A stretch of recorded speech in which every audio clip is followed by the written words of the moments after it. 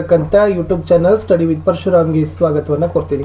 SSLC ಸರಣಿ ಪೂರ್ವ ಸಿದ್ಧತೆ ಮತ್ತು ವಾರ್ಷಿಕ ಪರೀಕ್ಷೆ 2025ಕ್ಕಾಗಿ ಕೋರ್ ವಿಷಯ ಸಮಾಜ ವಿಜ್ಞಾನದಲ್ಲಿ ನಾವು ಗುರಿ 80 ಅಂತಕ್ಕಂಥ ಸ್ಕೋರಿಂಗ್ ವಿಡಿಯೋಗಳನ್ನು ಹಾಕ್ತಾ ಇದ್ದೀವಿ. ಆಲ್ರೆಡಿ 9 ಪಾಠಗಳನ್ನು 10 ಪಾಠಗಳನ್ನು ಮುಗಿಸಿದ್ದೀನಿ. ಇವತ್ತು 11ನೇ ಪಾಠ ಭಾರತಕ್ಕಿರುವ ಸವಾಲುಗಳು ಮತ್ತು ಅವುಗಳ ಪರಿಹಾರೋಪಾಯಗಳು ಅಂತಕ್ಕಂಥದ್ದು. ಇಷ್ಟು ಓದ್ಕೊಂಡ್ರೆ ಸಾಕು. ಈ ಪಾಠದಿಂದ ನಿಮಗೆ ಎಕ್ಸಾಕ್ಟ್ ಆಗಿ 3 ಅಥವಾ 4 ಅಂಕಗಳು ಬಂದೇ ಬರ್ತವೆ. 3 ಆದರೂ ಕೂಡ ಗ್ಯಾರಂಟಿಯಾಗಿ ಕೇಳ್ತಾರೆ. ತುಂಬ ಪಾಯಿಂಟ್ ವೈಸು ಸರಳ ಇದ್ದಾವೆ. ಇದೇ ತರನಾಗಿರ್ತಕ್ಕಂಥ ವಿಡಿಯೋಗಳನ್ನು ನಾವು ಕನ್ನಡದಲ್ಲಿ, ಹಿಂದಿ, ಇಂಗ್ಲೀಷ್, ನೆಕ್ಸ್ಟ್ ಸೈನ್ಸಲ್ಲಿನೂ ಕೂಡ ಅಪ್ಲೋಡ್ ಮಾಡ್ತಾ ಇದ್ದಾರೆ. ಅವುಗಳನ್ನ ಸಹಿತ ನೋಡಿ ಲೈಕ್, ಶೇರ್ ಮತ್ತು ಸಬ್ಸ್ಕ್ರೈಬ್ ಮಾಡೋದನ್ನು ಮಾತ್ರ ಮರೆಯದಿರಿ. ನಿಮ್ಮ ಲೈಕ್, ನಿಮ್ಮ ಶೇರ್ ನಮಗೆ ಬಹಳಷ್ಟು ಮೋಟಿವೇಶನ್ ಅನ್ನು ತಂದು ಕೊಡ್ತಾವೆ. ಈ ಪಾಠದಲ್ಲಿ ಮೊದಲು ನೋಡೋಣ. 1 ಅಂಕದ ಬರ್ತಕ್ಕಂಥ ಪ್ರಶ್ನೆ ಮತ್ತು ಉತ್ತರ. ಫಸ್ಟ್ ಕೇಳೋದೆ ಕೋಮುವಾದ ಅಥವಾ ಮತೀಯವಾದ ಅಂತ ಕೇಳ್ತಾರೆ. ಧರ್ಮದ ಆಧಾರದಲ್ಲಿ ಸಮಾಜದ ವಿಭಜನೆ ಹಾಗೂ ಆ ನೆಲೆಯಲ್ಲಿ ಗುರುತಿಸಿಕೊಂಡು ಪರಸ್ಪರ ವಿರುದ್ಧ ಹಿತಾಸಕ್ತಿಗಳನ್ನು ಬೆಳೆಸಿಕೊಳ್ಳೋದಕ್ಕೇನೆ ಕೋಮುವಾದ ಅಥವಾ ಮತೀಯವಾದ ಅಂತ ಕರಿತೀವಿ. ಎರಡನೇ ಪ್ರಶ್ನೆ, ಪ್ರಾದೇಶಿಕವಾದ ಅಂದರೆ ಏನು? ಒಂದು ನಿರ್ದಿಷ್ಟ ಜನಸಮುದಾಯ ತಾವು ವಾಸಿಸುವ ಪ್ರದೇಶವನ್ನೇ ಅತ್ಯಂತ ಗಾಢವಾಗಿ ಪ್ರೀತಿಸಿ ಕೇವಲ ಆ ಭಾಗದ ಬಗ್ಗೆಯೇ ಅತಿಯಾದ ಅಭಿಮಾನವನ್ನು ಬೆಳೆಸಿಕೊಂಡರೆ ಅದನ್ನು ಪ್ರಾದೇಶಿಕವಾದ ಅಂತ ಕರಿತೀವಿ. ಮೂರನೇ ಪ್ರಶ್ನೆ, ಭ್ರಷ್ಟಾಚಾರ ಅಂದರೆ ಏನು? ಲಂಚ ಅಥವಾ ಇನ್ನಾವುದೇ ಕ್ರಮದಿಂದ ಕಾನೂನು ಬಾಹಿರ ಕ್ರಮಕ್ಕೆ ಪ್ರಚೋದನೆ ನೀಡುವುದಕ್ಕೆ ಭ್ರಷ್ಟಾಚಾರ ಅಂತ ಕರೀತಾರೆ. ಕರ್ನಾಟಕದಲ್ಲಿ ಭ್ರಷ್ಟಾಚಾರ ನಿಯಂತ್ರಣಕ್ಕೆ ಇರುವ ಸಂಸ್ಥೆ ಯಾವುದು ಅಂತ ಕೇಳಿದರೆ ಅದು ಬಂದ್ಬಿಟ್ಟು ಲೋಕಾಯುಕ್ತ ಅನ್ನೋದು ಸರಿಯಾದ ಉತ್ತರ. 2011ರ ಜನಗಣತಿ ಪ್ರಕಾರ ಭಾರತದ ಜನಸಂಖ್ಯೆ ಕೇಳಿದರೆ ಅದು 121 ಕೋಟಿ ಆಗದ. ಬಡತನ ಅಂದರೆ ಏನು? ಜನರು ಸರಿಯಾದ ಆಹಾರ, ವಸತಿ, ಬಟ್ಟೆ, ಮೂಲಭೂತ ಸೌಕರ್ಯಗಳನ್ನು ಹೊಂದದೆ ಕಷ್ಟಪಟ್ಟರೆ ಅದನ್ನು ನಾವು ಬಡತನ ಅಂತ ಕರಿತೀವಿ. ಲಾಭಕೋರತನ ಅಂದರೆ ಏನು? ಜನಸಾಮಾನ್ಯರ ಅಥವಾ ಬಳಕೆದಾರರಿಂದ ಅತ್ಯಂತ ಹೆಚ್ಚಿನ ಲಾಭ ಗಳಿಸುವ ಧೋರಣೆಗೆ ನಾವು ಲಾಭಕೋರತನ ಅಂತ ಹೇಳ್ತಾರೆ. ಕಳ್ಳ ಸಾಗಾಣಿಕೆ ಎಂದರೇನು? ಯಾವುದೇ ಆಮದು ಸುಂಕವನ್ನು ಸರ್ಕಾರಕ್ಕೆ ನೀಡದೆ ಗುಪ್ತವಾಗಿ ವಿದೇಶಗಳಿಂದ ವಸ್ತುಗಳನ್ನು ತರಿಸಿಕೊಳ್ಳೋದಕ್ಕೆ ಕಳ್ಳ ಸಾಗಾಣಿಕೆ ಅಂತ ಕರಿತೀವಿ. ಇನ್ನು 2 ಮಾರ್ಕ್ಸ್ ಕ್ವಶನ್ಸ್ಗಳನ್ನು ನೋಡೋಣ ಯಾವೆಲ್ಲ ಇಂಪಾರ್ಟೆಂಟ್ ಇದಾವಂತ. ಮೊದಲು ಪ್ರಾದೇಶಿಕವಾದ ದೇಶದ ಅಭಿವೃದ್ಧಿಗೆ ಮಾರಕ ಹೇಗೆ ಅಂತ ಕೇಳ್ತಾರೆ. ಹೌದು, ಇದು ದೇಶದ ಏಕತೆಗೆ ಧಕ್ಕೆ ತಂದು ಕೊಡ್ತದ, ರಾಷ್ಟ್ರೀಯ ಹಿತಾಸಕ್ತಿಯನ್ನು ಹಾನಿ ಮಾಡ್ತದ, ರಾಷ್ಟ್ರೀಯವಾದದ ವಿರುದ್ಧ ಸಂಕುಚಿತ ಮನೋಭಾವನೆಯನ್ನು ಜನರಲ್ಲಿ ಮೂಡಿಸ್ತದ ಅಂತಕ್ಕಂಥದ್ದು, ಜನರಲ್ಲಿ ಒಗ್ಗಟ್ಟಿನ ಕೊರತೆ, ಜನರಲ್ಲಿ ಶತ್ರು ದ್ವೇಷದ ಭಾವನೆಗಳನ್ನು ಸಹಿತ ಪ್ರಾದೇಶಿಕವಾದ ಮೂಡ್ತದೆ. ಇನ್ನು ಪ್ರಾದೇಶಿಕವಾದ ನಿವಾರಣೆ ಮಾಡಲಿಕ್ಕೆ ನಮ್ಮ ಸಂವಿಧಾನ ಸೂಚಿಸಿದ ಮಾರ್ಗೋಪಾಯಗಳು ಏನು? ಮೊದಲನೇದು ಒಂದೇ ಸಂವಿಧಾನ, ಎರಡನೇದು ಏಕಪೌರತ್ವ, ಮೂರನೇದು ಸ್ವತಂತ್ರ ನ್ಯಾಯಾಂಗ ವ್ಯವಸ್ಥೆ, 4 ಸಂಯುಕ್ತ ರಾಜ್ಯ ಪದ್ಧತಿ. ಮುಂದಿನ ಪ್ರಶ್ನೆ, ಕರ್ನಾಟಕ ಸರ್ಕಾರ ಪ್ರಾದೇಶಿಕ ಅಸಮತೋಲನ ನಿವಾರಣೆಗಾಗಿ ಕೈಗೊಂಡ ಕ್ರಮಗಳೇನು ಅಂತ ಕೇಳಿದ್ರು. ಅದು ಡಾಕ್ಟರ್ DM ನಂಜುಂಡಪ್ಪ ಸಮಿತಿ ವರದಿ ಮಾಡಿದೆ, ಮಲೆನಾಡು ಅಭಿವೃದ್ಧಿ ಸಮಿತಿ ಮಾಡದ, ಹೈದರಾಬಾದ್ ಕರ್ನಾಟಕ ಸಮಿತಿಗಳನ್ನು ರಚನೆ ಮಾಡದ ಅಂತ ಬರೆದ್ರೆ ಸಾಕು. ಮುಂದಿನ ಪ್ರಶ್ನೆ, ಭಾರತದಲ್ಲಿನ ಅನಕ್ಷರತೆಗೆ ಕಾರಣಗಳು ಏನು? ಬಡತನ, ವಲಸೆ ಹೋಗುವಿಕೆ, ಮಕ್ಕಳ ದುಡಿಮೆ, ಚಿಕ್ಕ ಮಕ್ಕಳ ಲಾಲನೆ ಪಾಲನೆಗಾಗಿ ಹಿರಿಯ ಮಕ್ಕಳನ್ನು ಬಳಸೋದು, ಬಾಲ್ಯ ವಿವಾಹವನ್ನು ಮಾಡೋದು. ಮುಂದಿನ ಪ್ರಶ್ನೆ, ಭ್ರಷ್ಟಾಚಾರಕ್ಕೆ ಕಾರಣಗಳು ಏನು? ಸ್ವಂತ ಲಾಭ, ಮೌಲ್ಯಗಳ ಬಗೆಗಿನ ವ್ಯಕ್ತಿಗತ ಚಿಂತನೆ, ಸ್ವಜನ ಪಕ್ಷಪಾತ, ಆಡಳಿತ ವ್ಯವಸ್ಥೆಯಲ್ಲಿನ ಲಂಚಗುಳಿತನ. ಮುಂದಿನ ಪ್ರಶ್ನೆ, ಆರ್ಥಿಕ ಅಸಮಾನತೆಗೆ ಕಾರಣಗಳು ಏನು? ವೇತನ ಶ್ರೇಣಿಯಲ್ಲಿನ ವ್ಯತ್ಯಾಸ, ಬಹುರಾಷ್ಟ್ರೀಯ ಕಂಪನಿಗಳಲ್ಲಿನ ಕಾರ್ಯಕ್ಷೇತ್ರ, ಮೇಲುಸ್ತರದ ನೌಕರಿಗಳು, ಲಾಭ, ಕಡು ಬಡತನ ಮತ್ತು ಭ್ರಷ್ಟಾಚಾರ. ಇನ್ನು ಬಡತನ ನಿರ್ಮೂಲನೆಗಾಗಿ ಈ ಸರ್ಕಾರ ಕೈಗೊಂಡಿರ್ತಕ್ಕಂಥ ಕ್ರಮಗಳು ಏನು? BPL ಕಾರ್ಡ್ ವಿತರಣೆ, ಪಂಚವಾರ್ಷಿಕ ಯೋಜನೆಗಳ ಜಾರಿ, ಜವಾಹರ್ ರೋಜ್ಗಾರ್ ಯೋಜನೆ ಜಾರಿ, ಉದ್ಯೋಗ ಖಾತರಿ ಯೋಜನೆ ಜಾರಿ. ಮುಂದೆ ಪ್ರಧಾನ ಮಂತ್ರಿ ಗ್ರಾಮೋದಯ ಯೋಜನೆಗಳನ್ನು ಏನು ಮಾಡೋದಪ್ಪ ಅಂದರೆ ಜಾರಿ ಮಾಡೋದ ಬಡತನ ನಿರ್ಮೂಲನೆಗಾಗಿ ಸರ್ಕಾರದವರು. ಮುಂದಿನ ಪ್ರಶ್ನೆ, ಲಾಭಕೋರತನ ನಿಯಂತ್ರಣ ಮಾಡಲಿಕ್ಕೆ ಇರ್ತಕ್ಕಂಥ ಕ್ರಮಗಳು ಏನು? ಕಟ್ಟುನಿಟ್ಟಾದ ಸರ್ಕಾರಿ ನಿಯಂತ್ರಣ ಕ್ರಮಗಳನ್ನು ಜಾರಿ ಮಾಡಿದ್ದಾರೆ. ಬೆಲೆ ಸೂಚ್ಯಂಕಗಳ ಪರಿಶೀಲನೆ, ಸಹಕಾರಿ ಮಾರುಕಟ್ಟೆಗಳ ವಿಸ್ತರಣಾ ಕಾರ್ಯ, ಸರಿಯಾದ ತೆರಿಗೆ ಧೋರಣೆಗಳನ್ನು ಮಾಡೋದು. ಇಷ್ಟು 2 ಮಾರ್ಕ್ಸ್ ಕ್ವಶನ್ಸ್ಗೆ ಇಂಪಾರ್ಟೆಂಟ್ ಇತ್ತು. ಇನ್ನು ನೆಕ್ಸ್ಟ್ 3 ಅಥವಾ 4 ಅಂಕದ ಪ್ರಶ್ನೆಗಳನ್ನು ಬಂದರೆ ಎಷ್ಟು ಬರೀಬೇಕು?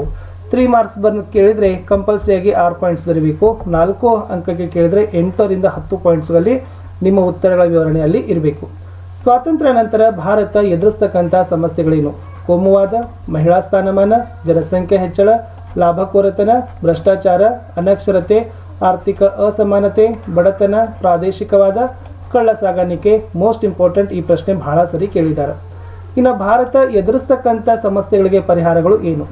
ಉತ್ತಮ ಶಾಸನಾತ್ಮಕ ಸುಧಾರಣೆಗಳ ಜಾರಿ ಮಾಡೋದು, ಉತ್ತಮ ಸಾಮಾಜಿಕ ಸುಧಾರಣಾ ಕಾರ್ಯಕ್ರಮ ಜಾರಿ ಮಾಡೋದು, ದಕ್ಷ ಆಡಳಿತವನ್ನು ಕೊಡೋದು, ತ್ವರಿತ ಮತ್ತು ಪಕ್ಷಪಾತ ರಹಿತ ನ್ಯಾಯಾಂಗ ವ್ಯವಸ್ಥೆಯನ್ನು ಬಲಪಡಿಸೋದು, ಜನತೆಯ ಸಹಕಾರವನ್ನು ಅಪೇಕ್ಷೆ ಮಾಡೋದು, ಮಾನವ ನಿರ್ಮಿತ ಸಮಸ್ಯೆ ಮತ್ತು ರಾಷ್ಟ್ರೀಯ ದುರಂತಗಳಿಗೆ ಉತ್ತಮ ಪರಿಹಾರಗಳನ್ನು ಕೊಂಡುಕೊಳ್ತಕ್ಕಂಥದ್ದು ಅಂತ ಏನು ಮಾಡಿದಾರಪ್ಪ ಅಂದರೆ ಕೇಳಿದ್ದಾರೆ. ಸೊ ಇಷ್ಟು ಕೂಡ ಏನಪ್ಪ ಅಂದರೆ ಇದು ಸಮಸ್ಯೆಗಳಿಗೆ ಪರಿಹಾರದ ಕ್ರಮಗಳು. ಮುಂದಿನ ಪ್ರಶ್ನೆ, ಕೋಮುವಾದದ ದುಷ್ಪರಿಣಾಮಗಳೇನು ಅಥವಾ ಈ ಕೋಮುವಾದ ದೇಶದ ಐಕ್ಯತೆಗೆ ಮಾರಕ ಹೇಗೆ ಅಂತ ಕೇಳ್ತಾರೆ.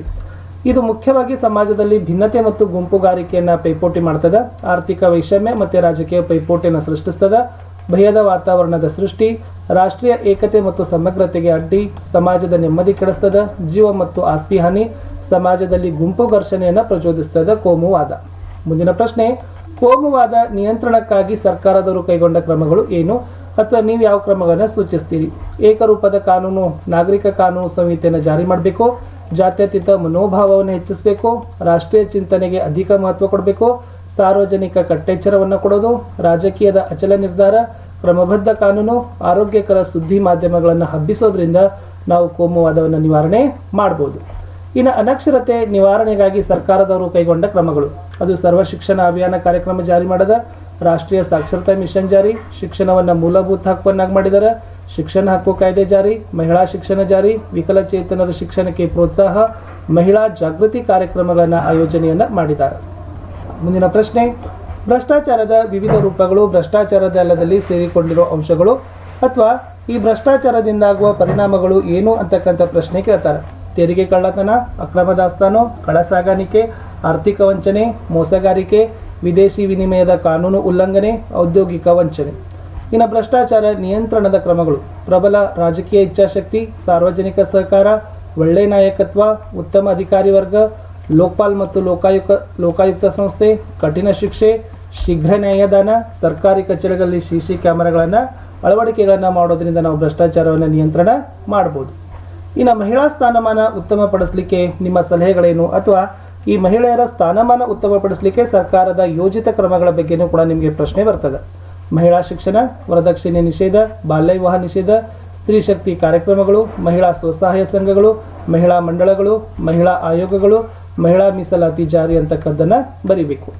ಇನ್ನು ಆರ್ಥಿಕ ಅಸಮಾನತೆ ಹೋಗಲಾಡಿಸಲಿಕ್ಕೆ ಇರ್ತಕ್ಕಂಥ ಮಾರ್ಗೋಪಾಯಗಳ ಮೇಲೆ ಪ್ರಶ್ನೆಯನ್ನು ಕೂಡ ಕೇಳಬಹುದು. ಉತ್ತಮ ಆರ್ಥಿಕ ಸುಧಾರಣೆ, ಯೋಜನಾಬದ್ಧ ಹಣಕಾಸಿನ ನಿರ್ವಹಣೆ, ಒಳ್ಳೆಯ ತೆರಿಗೆ ನೀತಿ, ಗುಡಿ ಕೈಗಾರಿಕೆಗಳ ಅಭಿವೃದ್ಧಿ, ಭೂ ಸುಧಾರಣೆ, ಕಾರ್ಮಿಕರ ಪರ ಧೋರಣೆ, ಸಾಮಾಜಿಕ ಭದ್ರತೆ. ಇನ್ನು ಜನಸಂಖ್ಯಾ ಹೆಚ್ಚಳಕ್ಕೆ ಕಾರಣಗಳನ್ನು ಕೇಳಿದರೆ ಜನನ ಪ್ರಮಾಣದ ಏರಿಕೆ, ಮರಣ ಪ್ರಮಾಣದ ಇಳಿಕೆ, ಜೀವಿತಾವಧಿಯ ಪ್ರಮಾಣದ ಏರಿಕೆ ಆಗದ, ಶಿಶು ಮರಣ ಕಡಿತವಾಗದ, ವಿವಾಹ ಒಂದು ಕಟ್ಟುಪಾಡು, ಗಂಡು ಮಕ್ಕಳನ್ನು ಪಡೆಯಬೇಕೆಂಬ ಆಸೆ, ಮೂಢನಂಬಿಕೆ, ಅವಿಭಕ್ತ ಕುಟುಂಬಗಳು. ಇನ್ನು ಜನಸಂಖ್ಯಾ ಹೆಚ್ಚಳದಿಂದ ಆಗ್ತಕ್ಕಂಥ ಪರಿಣಾಮಗಳು, ಬಡತನ, ನಿರುದ್ಯೋಗ, ಮೂಲಭೂತ ಸೌಲಭ್ಯಗಳ ಕೊರತೆ, ನೈರ್ಮಲೀಕರಣ, ಪರಿಸರ ಮಾಲಿನ್ಯ, ನಗರೀಕರಣ, ಕೃಷಿ ಮೇಲಿನ ಅಧಿಕ ಒತ್ತಡ, ವಸತಿ ಆರೋಗ್ಯದ ಸಮಸ್ಯೆ, ಸಂಪನ್ಮೂಲಗಳ ಕೊರತೆ, ಅಸಮಾನತೆ. ಇನ್ನು ಜನಸಂಖ್ಯೆ ಹೆಚ್ಚಳಕ್ಕೆ ನಿಯಂತ್ರಣವನ್ನು ಹೇಗೆ ಮಾಡ್ಬೋದು? ಕುಟುಂಬ ಯೋಜನೆ ಕಾರ್ಯಕ್ರಮ ಜಾರಿ, ಅಕ್ಷರ ಪ್ರಸರಣ, ತಾಂತ್ರಿಕ ಶಿಕ್ಷಣ ಕೊಡಬೇಕು, ಕೈಗಾರಿಕೆಗಳನ್ನು ಪ್ರಗತಿ ಮಾಡಬೇಕು, ಕೃಷಿ ಅಭಿವೃದ್ಧಿ ಮಾಡಬೇಕು, ಪ್ರಚಾರ ಜಾಹೀರಾತುಗಳನ್ನು ವ್ಯಾಪಕವಾಗಿ ಹಮ್ಮಿಕೊಳ್ಳಬೇಕು. ಇನ್ನು ದೇಶದ ಜನಸಂಖ್ಯೆಯನ್ನು ಮಾನವ ಸಂಪನ್ಮೂಲ ಅಂತಲೇ ಪರಿಗಣಿಸ್ತಾರೆ. ಏಕೆ ಅಂತ ಕೇಳ್ತಾರೆ. ಏಕೆಂದರೆ ಜನಸಂಖ್ಯೆ ಒಂದು ದೇಶದ ಆಸ್ತಿ. ಇದು ರಾಷ್ಟ್ರೀಯ ಆದಾಯ ಹೆಚ್ಚಳಕ್ಕೆ ಕಾರಣ, ಸಮಾಜಕ್ಕೆ ಉತ್ತಮ ಕೊಡುಗೆ ನೀಡ್ತಾರೆ, ಜನ ದುಡಿಯಲು ಅಗತ್ಯವಾದ ಶ್ರಮಶಕ್ತಿಯನ್ನು ಕೊಡ್ತಾರೆ, ಉತ್ಪಾದನೆಗೆ ಬೇಕಾದ ಜ್ಞಾನ ಕೊಡ್ತಾರೆ, ಸಮುದಾಯಕ್ಕೆ ಹೆಚ್ಚಿನ ಸೌಲಭ್ಯಗಳನ್ನು ನಮ್ಮ ಜನಸಂಖ್ಯೆ ಕೊಡ್ತದೆ. ಇನ್ನು ಲಾಭಕೋರತನಕ್ಕೆ ಕಾರಣಗಳನ್ನು ಕೇಳ್ತಾರೆ. ಏಕಸ್ವಾಮ್ಯದ ವ್ಯವಸ್ಥೆ, ಬಹುರಾಷ್ಟ್ರೀಯ ಕಂಪನಿಗಳ ವ್ಯಾಪಕತೆ, ಅನಾರೋಗ್ಯಕರ ಮಾರುಕಟ್ಟೆ ನಿಯಮ, ಅಕ್ರಮ ದಾಸ್ತಾನು, ಕಳ್ಳ ವ್ಯಾಪಾರ, ಬೆಲೆ ಬಗ್ಗೆ ಸರಿಯಾದ ನಿಯಂತ್ರಣ ಇಲ್ಲ.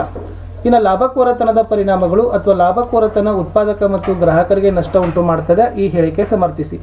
ಇದು ಆರ್ಥಿಕ ಅಸಮಾನತೆ ಉಂಟು ಮಾಡ್ತದೆ, ಬಡತನವನ್ನು ಹೆಚ್ಚಳ ಮಾಡ್ತದೆ, ಹಣದುಬ್ಬರ ಮಾಡ್ತದೆ, ಅನೈತಿಕ ವ್ಯಾಪಾರಕ್ಕೆ ಪ್ರಚೋದನೆ ಕೊಡ್ತದೆ, ಜನರ ಆದಾಯ ಶ್ರೀಮಂತ ವ್ಯಾಪಾರಿಗಳ ಕೈಗೇನೆ ಸೇರ್ತದೆ. ಇನ್ನು ಕಳ್ಳಸಾಗಾಣಿಕೆ ನಿಯಂತ್ರಣದ ಕ್ರಮಗಳು, ಆಂತರಿಕ ಮಾರುಕಟ್ಟೆಯಲ್ಲಿ ಬೆಲೆಗಳನ್ನು ನಿಯಂತ್ರಣ ಮಾಡಬೇಕು, ಸುಯೋಗ್ಯ ಆಮದು ರಫ್ತುಗಳನ್ನು ಧೋರಣೆ ಜಾರಿ ಮಾಡಬೇಕು, ಕಟ್ಟುನಿಟ್ಟಿನ ಕರಾವಳಿ ಗಸ್ತು ಪಡೆಯ ಕಾರ್ಯಾಚರಣೆ ಮಾಡಬೇಕು, ಆರ್ಥಿಕ ಅಪರಾಧಕ್ಕೆ ಕಠಿಣ ಶಿಕ್ಷೆ ಜಾರಿ ಮಾಡಬೇಕು, ಅಂತಾರಾಷ್ಟ್ರೀಯ ಮತ್ತು ಆಂತರಿಕ ರಾಜ್ಯಗಳ ವ್ಯಾಪಾರಕ್ಕೆ ಒಪ್ಪಂದಗಳನ್ನು ಕೈಗೊಳ್ಳಬೇಕು.